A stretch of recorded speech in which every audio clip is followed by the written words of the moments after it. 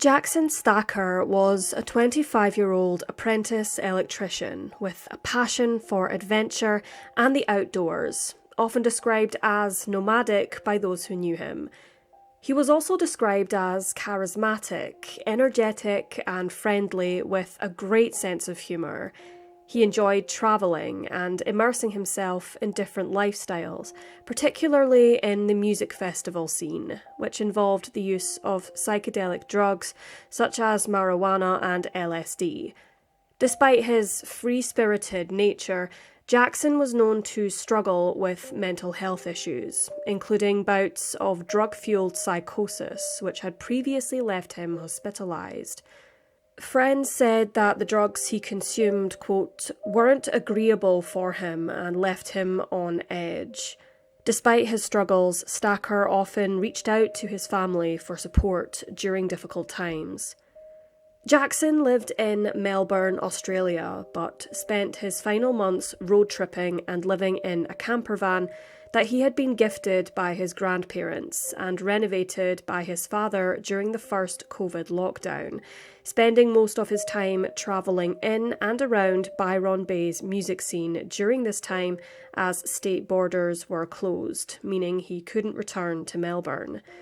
This hindered his plans to attend a music festival in Queensland and a trip to Cairns, which left him rather frustrated.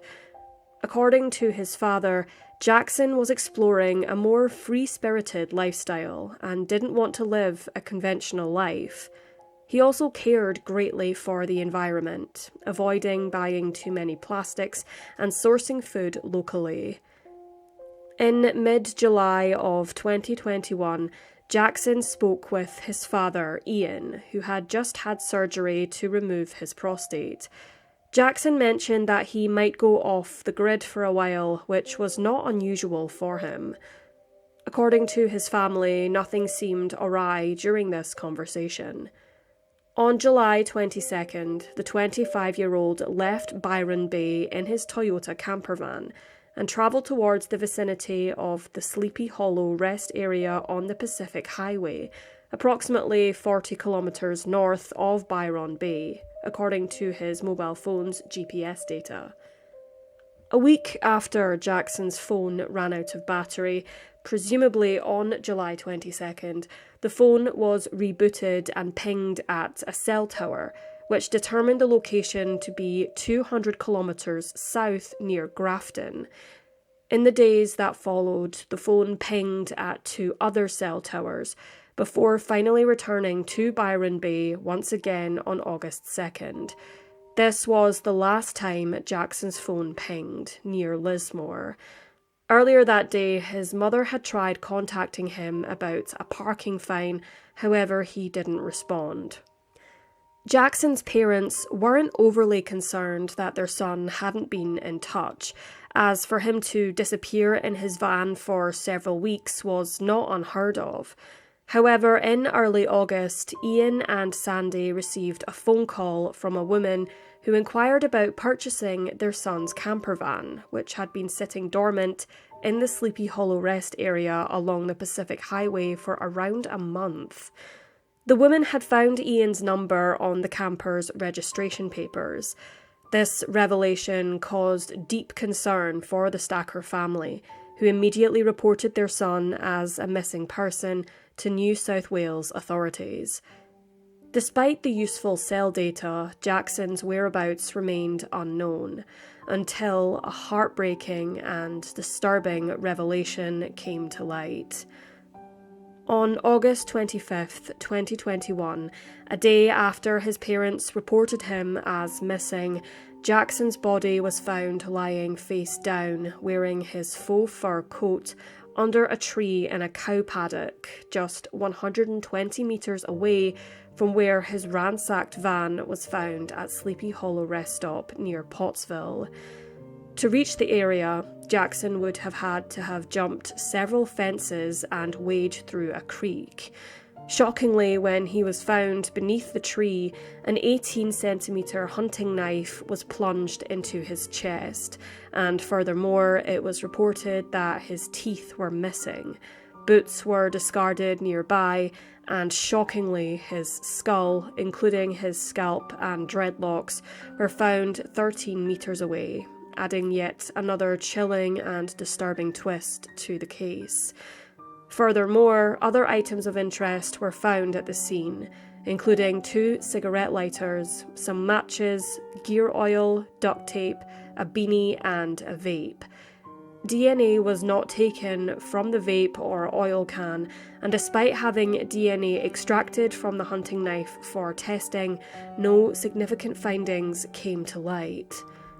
Stacker's camper van, which sat abandoned in the rest area, lay in a state of disarray, and several items, including a laptop and camera, had been stolen and sold approximately 2 weeks before his body was found. The camera was later retrieved and handed over to the police after it had been left at a local business as a security deposit. However, the person who placed it there never returned. Photos on the camera showed Jackson, confirming it belonged to him. The key to the camper van was left in the ignition. The door was left unlocked, and Jackson's driver's license was found inside. The smell of rotten food and dirty clothes was noted from within. Stacker's mother told the media, quote, "Everything was so violent. The van is not just messy, it was destroyed." His Samsung phone, which he was known to keep with him at all times, was also missing. During a 60 Minutes investigation, a phone was found nearby, but whether it belonged to Stacker or not has not been established. Police believed that Jackson died on July 22nd, meaning that his phone had moved quite some distance following his death, according to the cell data that had been collected by investigators.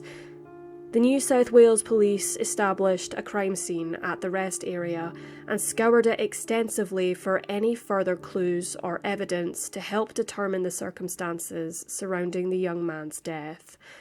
Further searches, some of which were conducted alongside the Stacker family, uncovered a tooth under a leaf and small finger bones that belonged to the deceased.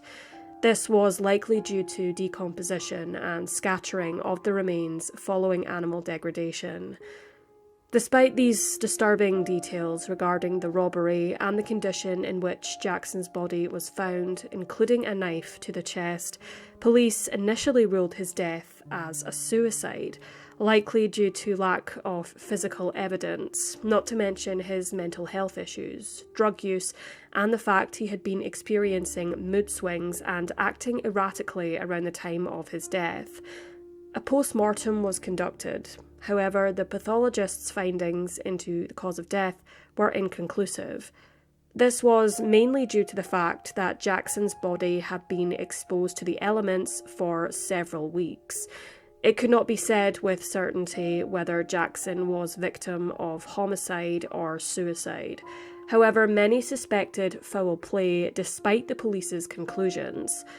Authorities later changed their conclusion and reclassified the case from suicide to suspicious death. Jackson's parents believed that their son somehow crossed paths with people involved in the drug trade, perhaps after lending them his van. Their theory is that these individuals left goods in the camper van, and after his van was trashed, he scarpered to avoid confrontation. However, this then resulted in his premature demise. Byron Bay's drug scene is rife, according to some reports, and many locals and visitors alike heard whispers of such dodgy dealings going on in the area, many young people getting involved against their will. Stacker's parents firmly believe that their son was murdered and did not die by his own hand. Ian and Sandy have appealed several times across news outlets and social media in order to raise awareness of their son's story, in the hopes that anyone with any information regarding his death will come forward. A Coronial inquest began in February of 2024 at Lismore Court in Byron Bay. in order to determine if Jackson Stacker was victim to foul play. Police, forensic specialists, and family members testified, and even the two men who ransacked the van to find items to sell for marijuana money told their stories. Friends told the inquest that Jackson was sad and depressed and had been to a doof party at casino in Byron Bay where he had taken LSD before leaving the party early. His friend said he found Jackson crying by the fire early the following morning, before letting out a massive scream across the main beach car park and throwing a bicycle down the rocks into the sea, having watched a child vandalise several cars. The friend saw Jackson leaving, still visibly upset, but never saw him again. Jackson's father spoke of how his son began hanging out with a new group of acquaintances in the weeks leading up to his death, with social media confirming he regularly was in contact with these individuals. However, on the day he last spoke to his family on July 22nd, 2021, the messages mysteriously ceased. The coroner also spoke at the inquest and stated that due to the decomposition of the body and lack of soft tissue on the skeletal remains, quote, "It is not possible to say definitely if the knife wound was self-inflicted or by an assailant. A stab wound to the chest is equally consistent with homicide and suicide. I've seen in my professional career lots of episodes of, or instances of, self-inflicted stab wounds to the chest. The knife was used with considerable force. It is not trivial force. Could these wounds have been inflicted by an assailant? The short answer, based on the pathology, is yes. Several police failings, including the failure to extract DNA, were also discussed at the inquest. The rest stop was not initially searched, and the people closely associated with the deceased were not questioned. None of the three initial officers investigating the case were available for comment. The investigation continues as the coroner's official findings are yet to be handed down. Jackson's mother, Sandy McFarlane, told the media, quote, "There are just so many loose ends and doors to close. Jackson had so many options. It is clear by his digital accounts he was searching for jobs in both Melbourne and Cairns. If Jackson trod his own path, we will find a way to honour him. But if he is a victim of crime, we will find justice with the help of the wonderful Byron Bay community and police, and will create a legacy for him so that other families don't have to go through what has been a most tragic and heartbreaking experience." She reiterated her hopes of finding the truth to NBN News during the early stages of the inquest. Quote, "We will get answers one day, and we'll certainly advocate for him forever, and we want his death to not be in vain." Anyone with any information regarding the death of Jackson Stacker are urged to contact Australian Crimestoppers on 1800 333 000.